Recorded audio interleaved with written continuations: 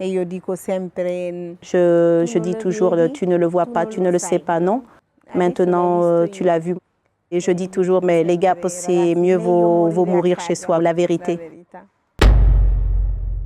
Hypercast. Hospitality means the right of a stranger not الضيافة to be treated as تعني an enemy. الحق من العدل. Hospitalidad significa el derecho que tiene un extranjero. Hospitalité signifie le droit qu'a un étranger arrivant sur le sol d'un autre de ne pas être traité en ennemi par ce dernier. Immanuel Kant, vers la paix perpétuelle.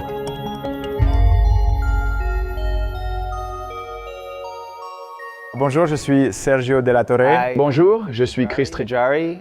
Et depuis 13 ans, Chris Trijari et moi travaillons sur un projet portant sur l'immigration, le Fancy City Project.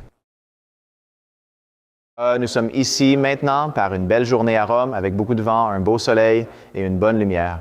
Travailler sur le projet, écouter et faire partie d'une communauté ici au MAM. Juste passer du temps avec les gens, passer du temps en conversation. C'est le projet Sanctuary City. Sanctuary City Project at Rome. Ville Refuge, c'est le projet Sanctuary City à Rome, propulsé par Female Cut. Nous venons de San Francisco avec ce projet sur la migration. Pour discuter de la signification du mot sanctuaire, considérant les influences de la religion ici à Rome. Un sanctuaire, un endroit sûr, un lieu de liberté où tu peux être ce que tu veux.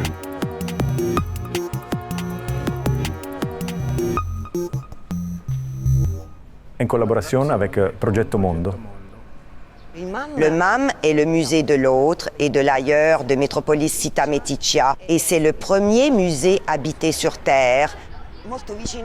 Très près du MAM, il y a l'ex-hôtel Eurostar Roma Congress. Occupé en 2012, c'est en effet un ancien hôtel où vivent environ 600 personnes, principalement des migrants et réfugiés.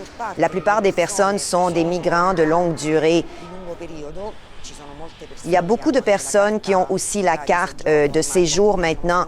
Ceux qui, après 20 ans passés dans cette ville en raison de la crise économique et donc de la perte d'emploi et de l'augmentation des loyers, n'ont plus été en mesure de supporter le coût du loyer sur le marché libre. Aujourd'hui, nous parlons avec Abbé. Mais c'est la guerre. Mon père était en prison, c'est pour ça que j'ai quitté le pays. Je suis allée au Soudan. J'ai tout laissé. Il a envoyé une lettre à ma mère, je me suis enfuie. Nous sommes allés avec des amis et des policiers, d'anciens policiers. Moi aussi, j'ai été policier pendant 3 mois. Je n'ai rien, ils sont partis ainsi. Nous avons commencé à aller à pied jusqu'à Gondar et puis de Gondar, ma mère a envoyé de l'argent. Puis nous nous sommes retrouvés dans la rue. Je suis allée à Gadara en voiture. Nous sommes allés au Soudan, restés au Soudan pendant 1 an et demi. On a commencé à travailler après 1 an et demi. Nous sommes allés en Libye. Libye a été dure, la route était dure.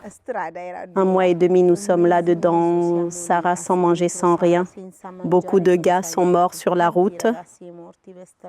Et puis à la fin, je suis arrivée avec de grandes voitures.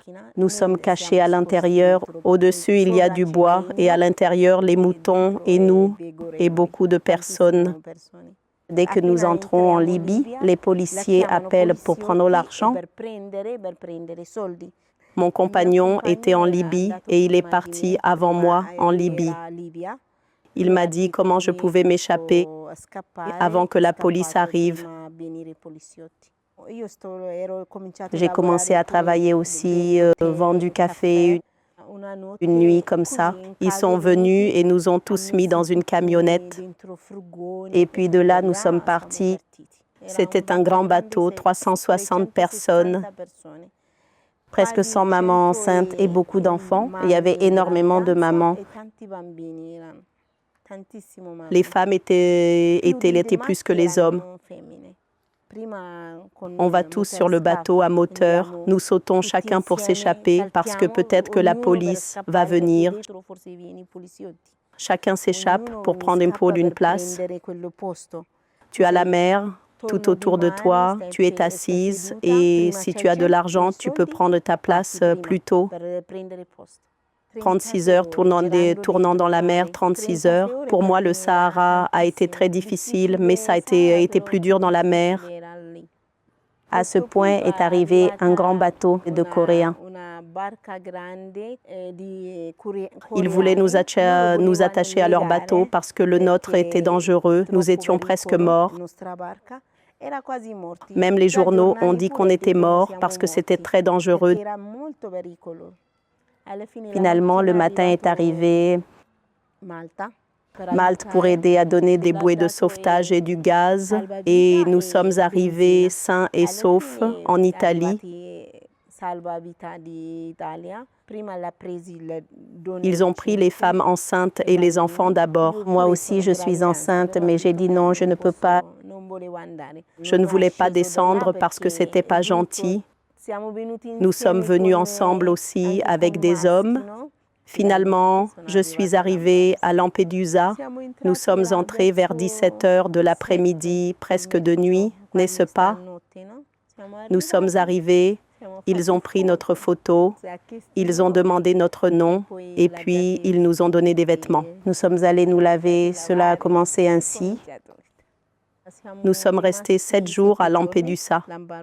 Puis nous sommes arrivés à Rome, à la Croix-Rouge. Là, il est resté 7 mois.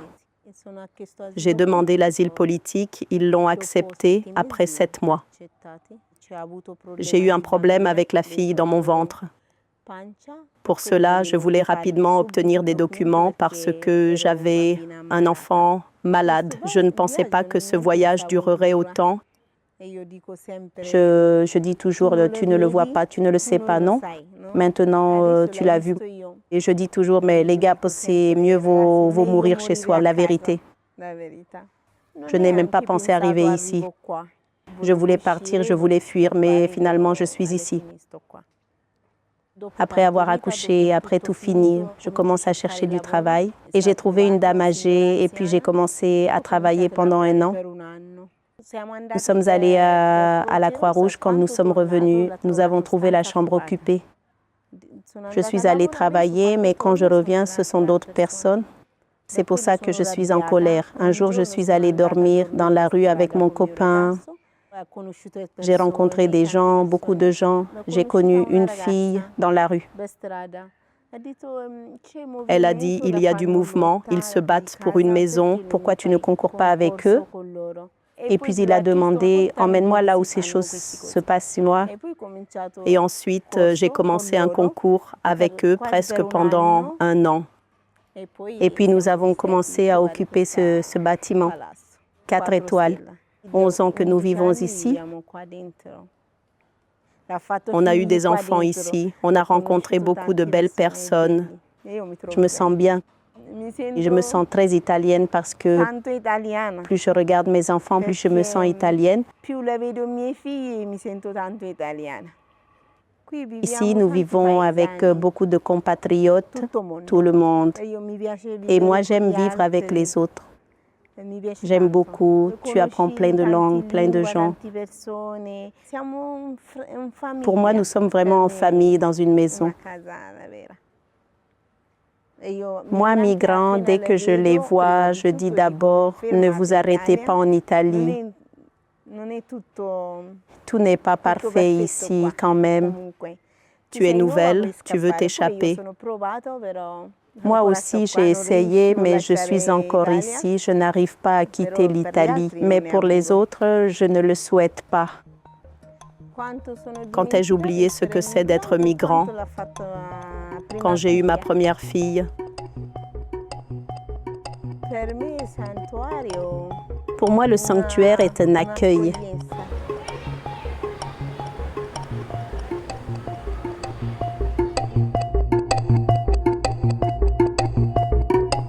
Ogni essere umano è un migrante. Ogni essere umano è un immigrante.